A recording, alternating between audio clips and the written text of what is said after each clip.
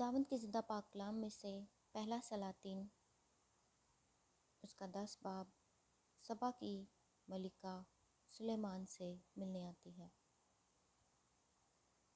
और जब सबा की मलिका ने खुदावंद के नाम की बाबत सुलेमान की शोहरत सुनी तो वो आई ताकि मुश्किल सवालों से उसे आजमाए।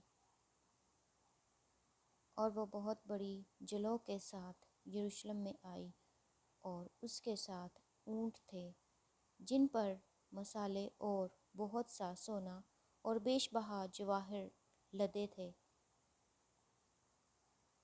और जब वो सुलेमान के पास पहुंची तो उसने उन सब बातों के बारे में जो उसके दिल में थीं उससे गुफ्तगू की। सुलेमान ने उसके सब सवालों का जवाब दिया। बादशाह से कोई बात ऐसी पोशीदा ना थी जो उसे ना बताई। और जब सबा की मलिका ने सुलेमान की सारी हिकमत और उस महल को जो उसने बनाया था और उसके दस्तरख्वान की नेमतों और उसके मुलाजमों की नशिस्त और उसके खादमों की हाजिरबाशी और उनकी पोशाक और उसके साकियों और उस सीढ़ी को जिससे वो खुदावंद के घर को जाता था देखा तो उसके होश उड़ गए। और उसने बादशाह से कहा कि वो सच्ची खबर थी जो मैंने तेरे कामों और तेरी हिकमत की बाबत अपने मुल्क में सुनी थी, तो भी मैंने वो बातें बावर ना की जब तक खुद आकर अपनी आंखों से ये देख ना लिया।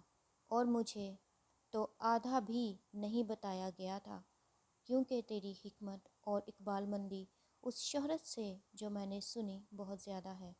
खुशनसीब हैं तेरे लोग और खुशनसीब हैं तेरे ये मुलाजिम जो बराबर तेरे हजूर खड़े रहते और तेरी हिकमत सुनते हैं। खुदावन तेरा खुदा मुबारक हो जो तुझसे ऐसा खुशनूद हुआ कि तुझे इसराइल के तख्त पर बिठाया है, क्योंकि खुदावन ने इसराइल से सदा मोहब्बत रखी है, इसलिए उसने तुझे अदल और इंसाफ करने को बादशाह बनाया।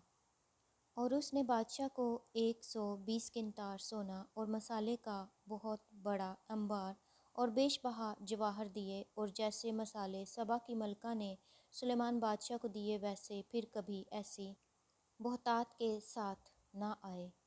और हिराम का बेड़ा भी जो ओफीर से सोना लाता था बड़ी कसरत से चंदन के दरख्त और बेशबहा जवाहर ओफीर से लाया। सो बादशाह ने खुदावंद के घर और शाही महल के लिए चंदन की लकड़ी के स्तून और बरबत और गाने वालों के लिए सितार बनाए। चंदन के ऐसे दरख्त ना कभी आए थे और ना कभी आज के दिन तक दिखाई दिए। और सुलेमान बादशाह ने सबा की मलिका को सब कुछ जिसकी वो मुश्ताक हुई और जो कुछ उसने मांगा दिया। अलावा इसके सुलेमान ने उसको अपनी शाहाना सखावत से भी इनायत किया। फिर वो अपने मुलाजमों समेत अपनी मुमलकत को लौट गई। सुलेमान बादशाह की दौलत और सरवत। और जितना सोना एक बर्स में सुलेमान के पास आता था उसका वज़न सोने का 666 किंतार था। अलावा इसके व्यापारियों और सौदागरों की तजारत और मिली जुली कौमों के सब सलातीन और मुल्क के सूबादारों की तरफ से भी सोना आता था। और सुलेमान बादशाह ने सोना घड़ कर 200 ढालें बनाईं। 600 मिसकाल सोना एक एक ढाल में लगा और उसने घड़े हुए सोने की 300 सिपरें बनाईं। एक एक सिपर में 1.5 सेर सोना लगा। और बादशाह ने उनको लुबनानी बन के घर में रखा। मासवा इनके बादशाह ने हाथी दांत का एक बड़ा तख्त बनाया और उस पर सबसे चोखा सोना मंढा। उस तख्त में 6 सीढ़ियाँ थीं और तख्त के ऊपर का हिस्सा पीछे से गोल था और बैठने की जगह की दोनों तरफ टेकें थीं और टेकों के पास 2 शेर खड़े थे। और उन 6 सीढ़ियों के इधर और उधर 12 शेर खड़े थे। किसी सल्तनत में ऐसा कभी नहीं बना। और सुलेमान बादशाह के पीने के सब बर्तन सोने के थे और लुबनानी बन के घर के भी سب برتن خالص سونے کے تھے، چاندی کا ایک بھی نہ تھا، کیونکہ سلیمان کے ایام میں اس کی کچھ قدر نہ تھی، کیونکہ بادشاہ کے پاس سمندر میں ہیرام کے بیڑے کے ساتھ ایک ترسیسی بیڑا بھی تھا۔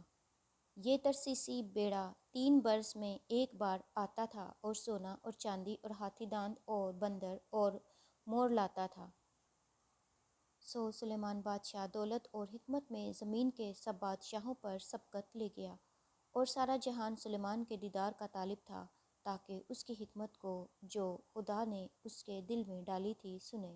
اور ان میں سے ہر ایک آدمی چاندی کے برتن اور سونے کے برتن اور کپڑے اور ہتھیار اور مسالے اور گھوڑے اور کھچر ہدیہ کے طور پر اپنے حصہ کے موافق لاتا تھا۔ اور سلیمان نے رتھ اور سوار اکٹھے کر لیے۔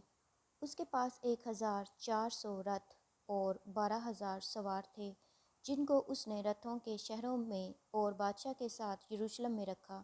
اور بادشاہ نے یروشلم میں افراط کی وجہ سے چاندی کو تو ایسا کر دیا جیسے پتھر، اور دیوداروں کو ایسا جیسے نشیب کے ملک کے گولر کے درخت ہوتے ہیں، اور جو گھوڑے سلیمان کے پاس تھے وہ مصر سے منگائے گئے تھے، اور بادشاہ کے سوداگر ایک ایک جھنڈ کی قیمت لگا کر ان کے جھنڈ لیا کرتے تھے۔